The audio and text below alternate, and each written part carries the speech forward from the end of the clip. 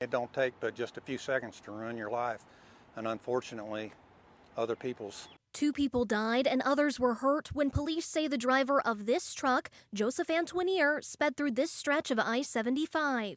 Well, you got one of the busiest interstates funneled down to one lane. Mark Verity, a retired local truck driver of 45 years, says a crash like this reflects a much bigger problem in the trucking industry. Looks like he was just coming down that straightaway, not paying attention. Verity says when driving large equipment, you have to be looking further down the road to anticipate slowed traffic like this. At the state line, it goes to 55. And then right here in the construction, it goes to 45. But the main thing it comes down to, there's so much advanced technology now. And the simplest, earliest technology of all is the CB radio.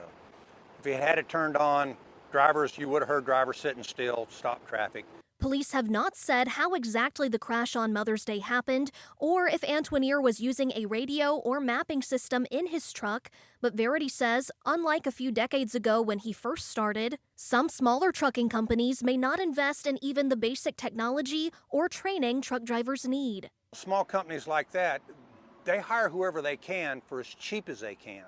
And Verity says that means even after a driver makes a mistake or gets a violation, they can easily be hired again by another company. The industry is so short-handed that you literally could get fired today, get hired tomorrow, get fired that next day, and you can keep getting hired. You're just going to keep falling down the chain of pay and diligence till you'll fall to like a company that only has 3, 4, 5, 7 drivers. Jay Kinnemer with McMahon Law Firm adds that the ease with which trucking companies can reopen under new names after incidents and low required insurance minimums are outdated and dangerous. It really is kind of a health crisis, and we've seen it in our area far too often, especially since we are a main artery and we're 2 hours from several large cities. And everybody drives through Chattanooga. Industry practices, Verity says, will continue to put others on the road in danger if they are not fixed. And they're doing everything they can to put people in these trucks at the expense of the public.